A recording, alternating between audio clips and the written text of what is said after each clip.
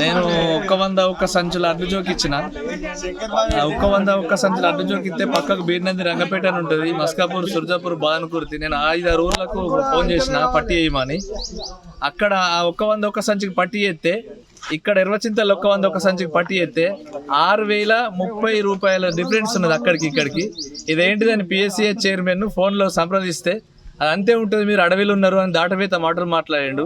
దాటవేత మాటలు మాట్లాడితే ఇక్కడ కాంట దాకా రమ్మని చెప్తే పొద్దున్నే ఇల్లుకు తాళం వేసుకొని ఎటు వేయండు.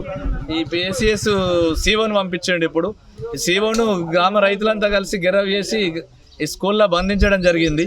కలెక్టర్ గారు వెంటనే స్పందించి సంబంధిత అధికారులను పంపించి ఈ సమస్యను పరిష్కరించాలని 2 చేతులు జోడించి దండం పెట్టి రిక్వెస్ట్గా కలెక్టర్ గారికి విన్నవించుకుంటున్నాం. ఇప్పటికే రైతుల దగ్గర రుణమాఫీ కాలేదు, రైతు బంధు రాలేదు, బక్క సిక్కిపోయి ఉన్నారు ముడితే పానం వేస్టేజ్లా. వీళ్ళు 8 కేళ్ళ అడ్లు ఫ్రాడింగ్ చేసి దోసుకుంటే మరి రైతు బొంబాయి పోవుడా, వలస పోవుడా అని ఆ వలసల కోసం చూడవలసిన పరిస్థితులు ఏర్పడుతున్నాయి. ఈ గవర్నమెంట్ కానీ లోకల్ ఎమ్మెల్యే కానీ వెంటనే స్పందించి దీని మీద చర్య తీసుకోవాలని 2 చేతులు జోడించి నమస్కరించి చెప్తున్నాం.